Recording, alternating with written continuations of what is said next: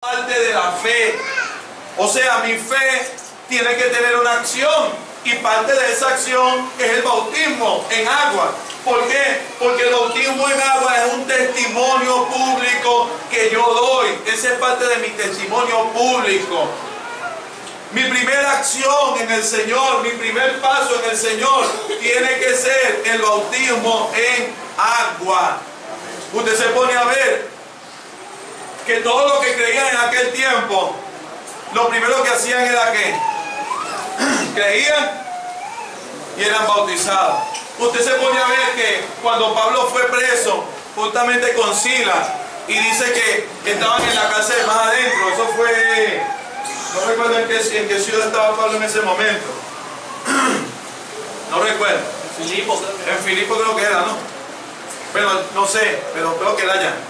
Sin embargo, estando Pablo en aquel lugar, dice que hubo un terremoto, y en lo que hubo el terremoto se soltaron las cadenas, se abrieron las puertas de la cárcel. Cuando llega aquel hombre, dice que era un impío, hermano. Él tomó su espada y iba a hacer ¿qué? Se iba a matar él mismo, se iba a suicidar. Este hombre no creía en Dios. No podíamos decir lo que tenía el conocimiento de Dios. Sin embargo, Pablo sale, le dice, hey, no te mates, quédate tranquilo. Y el hombre le dice, ¿qué hago para ser salvo? Y lea, si usted lo busca, vea que dice que él se llevó a Pablo. Y en esa misma noche aceptaron a Cristo. Y dice que en ese mismo momento fueron bautizados. En ese mismo instante recibieron a Cristo y fueron bautizados. Ahora, usted me dirá, porque lo bautizamos momentáneamente. Yo le estoy explicando que primero se trata de dar conocimiento para que la persona entienda de qué se trata el bautismo y no sea un mero baño, un simple baño que la persona da, sino que sea un paso firme. Ahora, pero esto está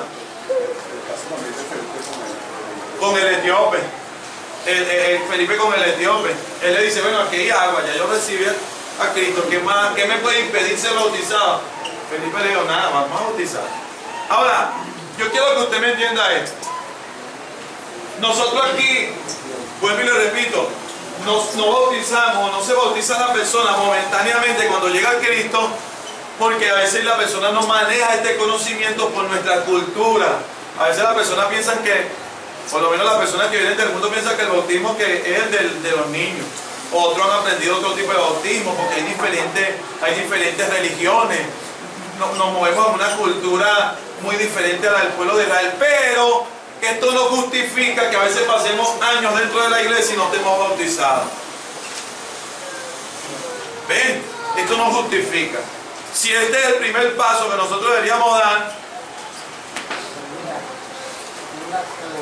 Una pregunta.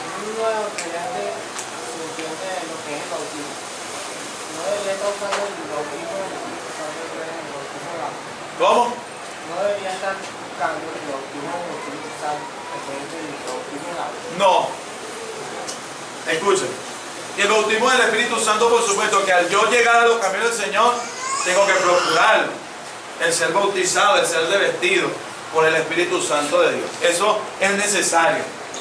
Pero también es necesario una parte como la otra. O sea, si yo procuro el bautismo del Espíritu Santo, no por eso voy a dejar de procurar la otra parte, sino que todo es un complemento. Yo no quiero decir, mira, tienes que procurar primero esto o primero aquello. Las dos cosas se pueden procurar simultáneamente. ¿Sí me entienden? Pero, fíjense, yo quiero que hoy nosotros abramos nuestra mente a entender la necesidad que hay que nosotros seamos bautizados en agua.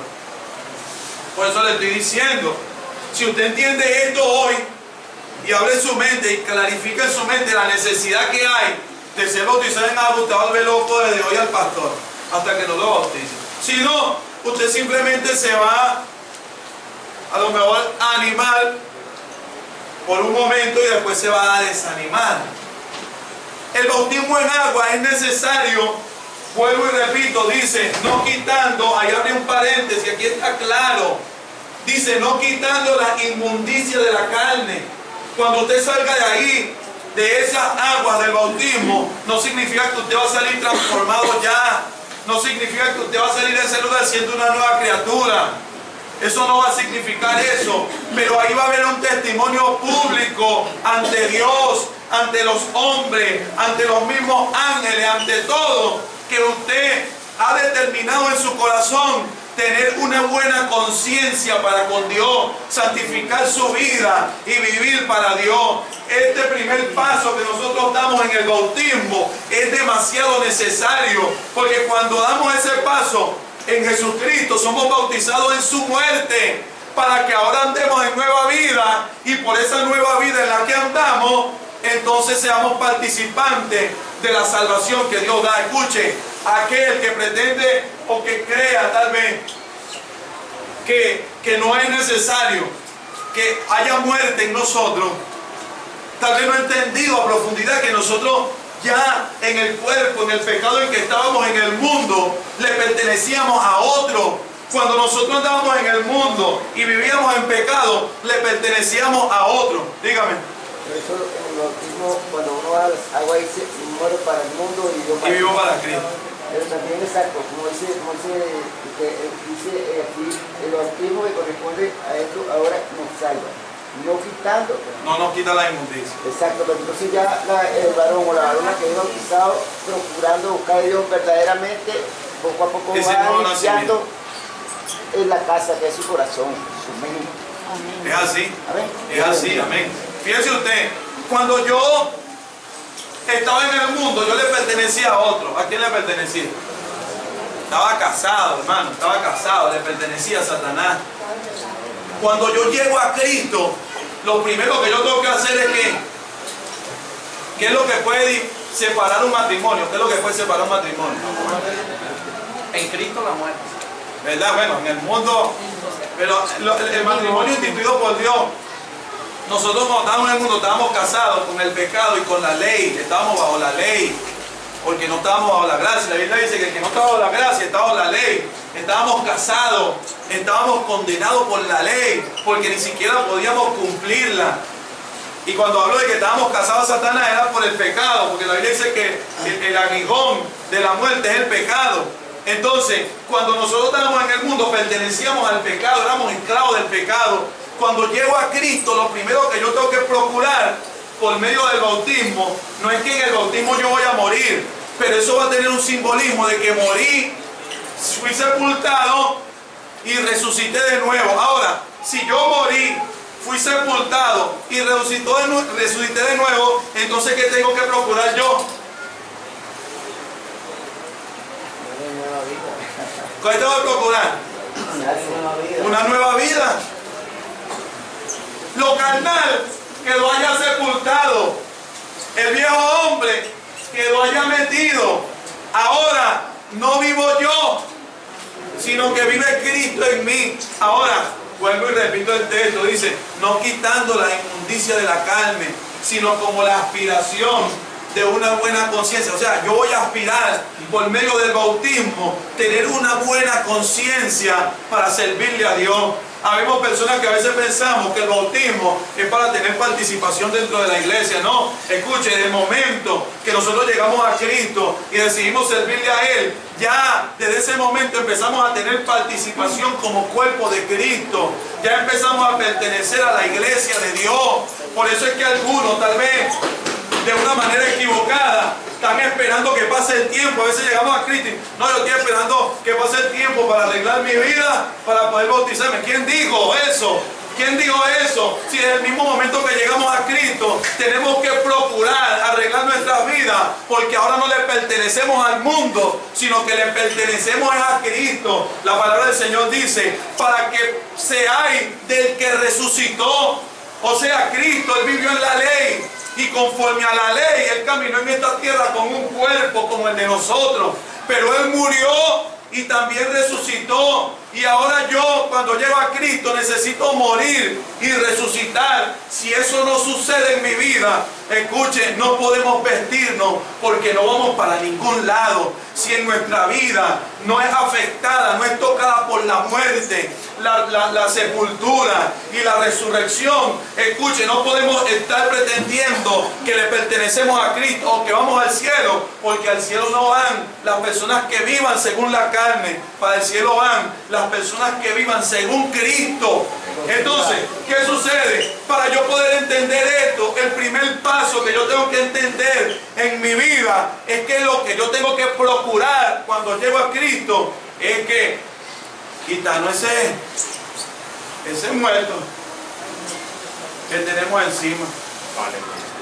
Hermano pastor, ¿qué pasa ahí? Ya hiede, ya. ¿Quién hiede? El muerto que tengo encima. ¿Cuándo lo vamos a sepultar? Un año. ¿Cómo usted anda un año con un muerto encima? ¿Ah? ¿Es necesario el bautismo o no es necesario? ¿Es necesario o no es necesario?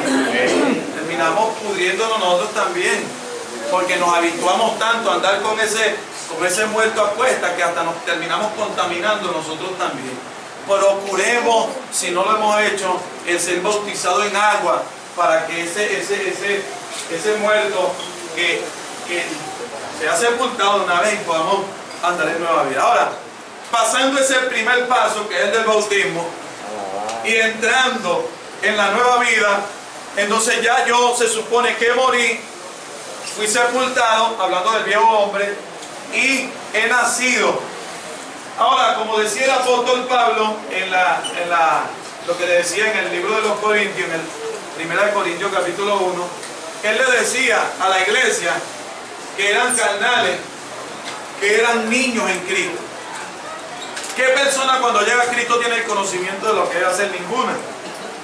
Y todos cuando llegamos a Cristo todavía tenemos errores. Por eso es que dice que el bautismo no quita las inmundicias de la carne. Eso está claro, hermano.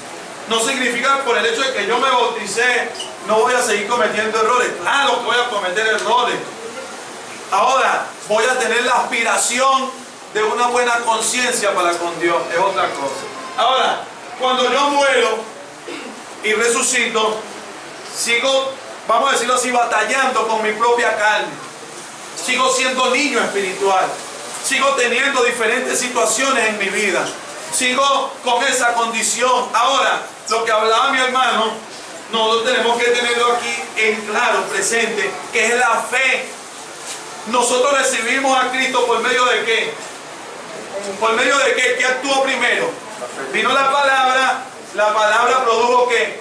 Fe. Y la fe, cuando llegó a mi vida, me hizo dar un paso que para mí era imposible darlo sin Cristo, pero ahora lo di porque la fe actuó en mi vida. Ahora, cuando la fe actúa en mi vida, yo tengo que entender que esa fe no se va a quedar ahí. La palabra del Señor dice que este evangelio, que esta palabra, que esta salvación que Dios nos ha dado, se revela por fe y para fe. O sea, quiere decir que llega por fe, pero la fe no se queda ahí, sino que la fe también actúa para yo poder vivir en Dios, para yo poder caminar en el Señor, para yo poder servirle a Dios. Ahora, actúa la fe y nunca deja de actuar hasta que Cristo venga a llevarnos al cielo. Ahora, la fe que va a producir en mí, porque Abraham llegó al momento en que Dios le dijo, ve delante de mí y sé perfecto. ¿Por qué? Porque era el padre de ¿qué? ¿Qué fue lo que produjo en Abraham esa vida? ¿Qué fue lo que produjo en Abraham el hacer lo bueno para Dios? La fe. El justo, dice la palabra en Habacuc, por su fe vivirá. Si no hay fe, escuchen, nos vamos a quedar sentados en la banca toda la vida como creyentes. La fe es como un dispositivo que nos impulsa. Amén. Es así, es como ese combustible. Que si no lo tenemos, no nos movemos en el Señor. Que si no lo tenemos, no avanzamos en Cristo Jesús. Ahora, la fe comienza. Jesucristo dijo, si tuviera fe como que un grano de mostaza, puede ser que no la tengamos. Pero la palabra del Señor dice que un hombre que no la tenía y le dijo, Señor, creo, pero ayuda mi incredulidad. O sea, la fe se produce pequeña, pero ella tiene que crecer también. La Biblia habla de una perfección en la fe. Usted lee en 1 de Pedro, el capítulo 1, versículo 3, eso que narra allí en 1 de Pedro, y habla y dice, para que sometida a prueba vuestra fe, mucho más preciosa que el oro, que aunque perecedero, se prueba con fuego, se halla en alabanza, gloria y honra. O sea, la fe, tenemos que entender, es un ejercicio. Nosotros tenemos que ejercitarnos en la fe. La fe llega a nosotros pequeña, cuando aceptamos a Cristo, es pequeña, pero ella tiene que ir creciendo para que por medio de esa fe nosotros alcancemos grandes cosas en el Señor. Ahora, la fe que se produce en nuestras vidas, ella obra conforme al amor, porque el amor de Dios ha sido derramado en nuestros corazones por el Espíritu Santo de Dios. Lo que nos enseña la fe a nosotros en la palabra de Dios es a guardar su palabra. Y no hay nadie que pueda guardar la palabra de Dios si no ama a Dios. Porque en uno de estos versículos que habla la clase aquí, dice, el que me ama mi palabra guardará. Ahora nosotros entrando, ya dejamos atrás el bautismo, ¿verdad que sí? Lo dejamos atrás. El que escuche, el que no lo haya dejado atrás, procure dejarlo atrás. ¿Cómo lo dejo atrás? Bautizando. Ahora, dejo atrás el bautismo. Dejamos atrás el bautismo. Recibimos a Cristo por fe. Empezamos a servir al Señor. Ahora, ¿qué es lo primero que Dios quiere producir en nuestras vidas? Una nueva vida. Y esa nueva vida es efectuada ¿por quién? Por Cristo. Exactamente. El Señor dice, cuando Cristo se iba, dice, Él enseñará todas las cosas, hablando del Espíritu Santo. Ahora entramos en esta parte. El Espíritu Santo y el nuevo nacimiento. Jesucristo dice, Él me glorificará a mí. ¿Hablando de quién? Del Espíritu Santo. Dice, Él me glorificará a mí. ¿Por qué?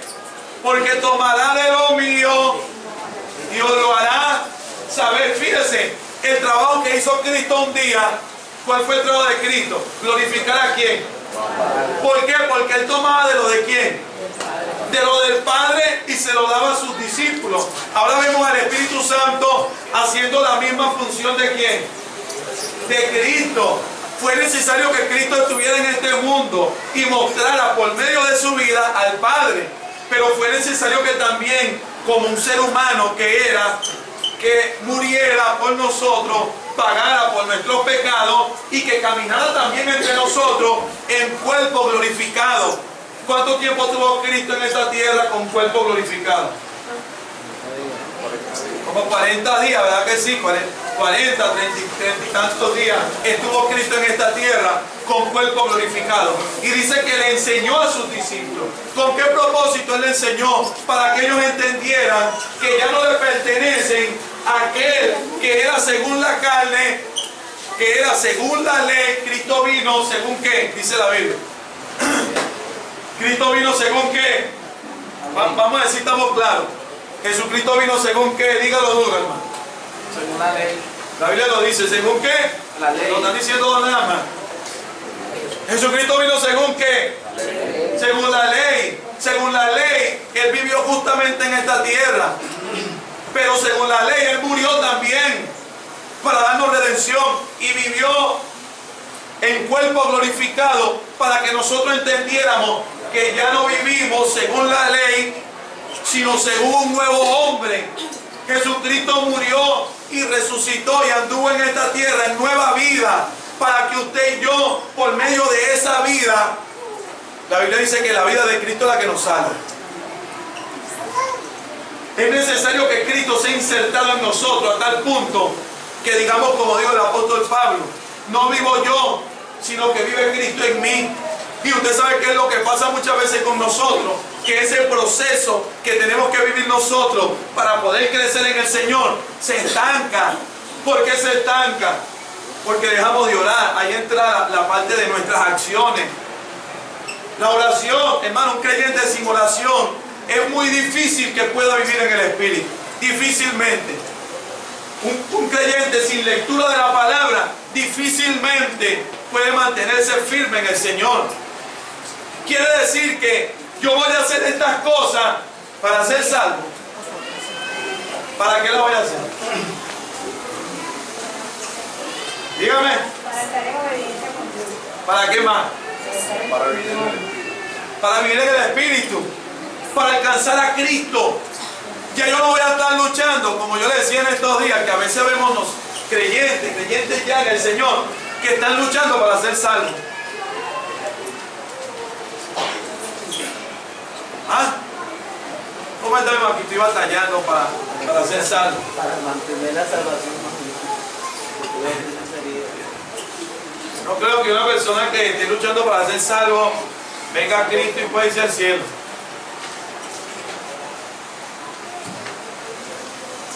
Porque por más que luchemos toda la vida y después que nos muramos nos metan rezo y de todo, ni por eso. Pero aquel que vive salvo es otra cosa, ¿no cree usted? Vivir salvo es otra cosa. Desde el momento que yo recibo a Cristo en mi corazón y muero para el mundo y vivo para Cristo, desde ese momento entra la salvación en mi vida y desde ese momento yo vivo en esta tierra salvo. Ya soy salvo, estoy salvo. Ya la salvación Cristo la efectuó en la cruz del Calvario. No tengo que hacer nada para ganar la salvación. Escuche esto, la salvación ya es mía. No nos asustemos, no vivamos, a veces vivimos en temor. La palabra del Señor dice que para que no vivamos más en temor, no es necesario vivir en temor por la salvación. Si algún temor debemos tener, es para mantenernos en Cristo Jesús, que es el autor y consumador de esa salvación. Escuchen, si yo oro, si yo leo la palabra, si yo ayuno, si yo predico, no es para ser salvo. Si yo hago esto, es para alcanzar a Cristo, es para vivir en el Espíritu, es para servirle a Dios, es para agradar a Dios. Por eso es que a veces vemos creyentes que no oran un día. Vamos a poner un ejemplo. No oraron ese día porque estaban cansados y se despiertan a lo mejor asustados. Oye, ¿será que Cristo vino? ¿Será que Cristo vino? Y me quedé. Y van corriendo para que los niños, a ver, oye, no, mi bebé, no vino Cristo. Pero entonces la noche que oramos, entonces nos acostamos tranquilos. ¿Por qué? Porque si Cristo viene esa noche, yo me voy con Él. ¿Será así, hermano? No es así. Esto no es por oración, esto no es por ayuno. Y escuchen, no nos vamos a ir por la tangente, no nos vamos a ir a otro lado. Lo que queremos que primero enfoquemos, porque después vamos a ir a la otra parte, a la contraparte de esto. Pero yo quiero que primero entendamos que nosotros tenemos que vivir salvo en el Señor. El salmista decía, devuélveme el gozo de tu salvación. ¿Usted sabe por qué? Porque él ya lo había perdido, porque había pecado. Usted sabe que si me puede robar a mí la salvación. ¿Usted sabe que me puede robar la salvación a mí? ¿Qué me puede robar la salvación? El pecado. Aunque algunos digan que no, pero el pecado. Pero, gloria a Dios por Jesucristo, que dice, si pecamos,